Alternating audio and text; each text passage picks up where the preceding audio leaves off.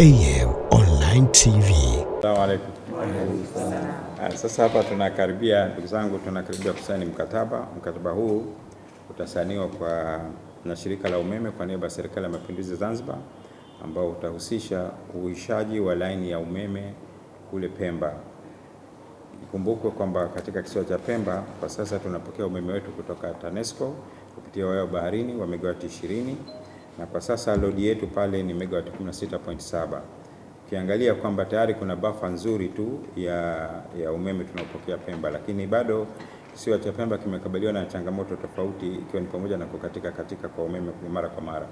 Hili linatokana na kuwepo kwa uchakavu mkubwa katika miundombinu yetu ya umeme, ikiwa ni pamoja na distribution line. Sasa mkataba huu leo unakwenda kuboresha miundombinu yetu ya umeme kule kisiwani Pemba ili kuondokana na hili tatizo la kukatika kwa umeme. Mkataba huu utatekelezwa kwa pamoja kati ya shirika la umeme Zanzibar kwa niaba ya Serikali ya Mapinduzi Zanzibar na kampuni ya Novavis International ya Marekani. Asante. Naomba kwanza niwashukuru sana upande wa ZECO kwa kufanya kazi zao vizuri na kuweza kutusaidia hadi kufikia hapa leo kufunga mkataba huu, kwa sababu bila specifications na informations ambazo tunazipata kutoka kwao tusingeweza kufika kwenye mkataba huu.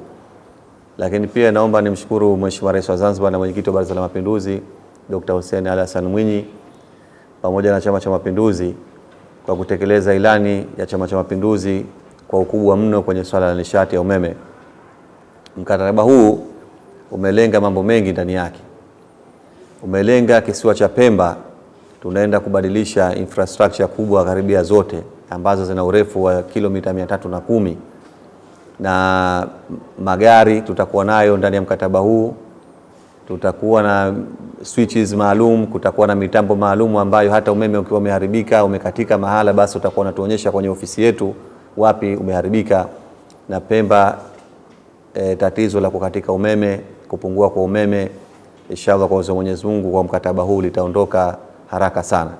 Na tunatarajia sana kwamba mkataba huu utaanza April kama tulivyokubaliana, na niwaombe kwa upande wa Novavis International kama tulivyozungumza kwamba vifaa viwe vya quality, high end, infrastructure ziwe nzuri, kazi ikafanyike nzuri na mambo yaweze kufanikiwa kwa pamoja.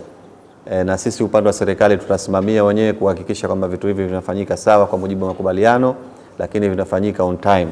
Muda tuliokubaliana uende muda ule ule ili wananchi wa Pemba waondokane na matatizo ya umeme wa kukatika na kushuka kwa muda mrefu. Shukuru sana kwa kupata nafasi hii kama Novavis International, ikiwa kama mkurugenzi mkaazi wa kampuni hii ya Novavis International ambayo headquarters zake ziko San Antonio, lakini branchi tuko hapa Zanzibar. Jina langu naitwa Salma Salim Adimu. Napenda kumshukuru Mheshimiwa Waziri, Naibu Waziri, General Manager ZECO, Naibu Katibu Mkuu na watendaji wote wa serikali.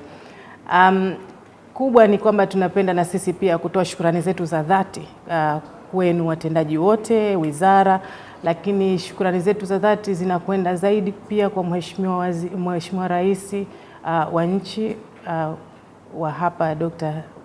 Hussein Ali Mwinyi kwa kuweza kutuamini kwa mara nyingine, na alituahidi kwamba kazi tulioitenda kwa mara ile ilikuwa ni kazi bora na tulifanikisha kwa wakati na kwa ufanisi, na sasa changamoto ya kukosa kwa umeme mdogo Zanzibar imeondoka, na kile ndiyo kitu kikubwa ambacho kilichotufanya tuaminiwe tena na kurudishwa tena kuweza kuchukua mradi huu mwingine mkubwa zaidi ambao tunakwenda kubadilisha miundombinu Pemba, ambayo ni miundombinu mikuu ya kupitia karibu kilomita 320 ambayo tunakwenda kuweka sawa na kujenga laini mpya. Lakini pia katika upande wa teknolojia tunakwenda kuweka teknolojia mpya ambayo italeta mabadiliko makubwa kwenye auto reclosure. Tunaweza kuna badiliko pia kwenye fault locators, lakini pia tunaenda kuongeza voltage regulators kwa upande wa Pemba. Sasa hivi airport pia inahitaji line yake wenyewe ya kujitegemea, na hiyo ndio moja katika miundombinu ambayo tunaenda kuitengeneza tukaweza kupeleka airport moja kwa moja. kuna mengi ambayo tunaenda kuyafanya na ni makubwa, na tunaenda kuleta mabadiliko makubwa. Yani kiufupi, ndani ya miaka miwili mtaona vitu vikubwa, na miaka miwili tunaweza tukasema ni mbali. Kazi nyingi, karibu 30% ya miundombinu na michoro ilishakwisha, na ndani ya miezi 6 mpaka miezi 8 mabadiliko makubwa mtayaona ndani ya Pemba. AM Online TV.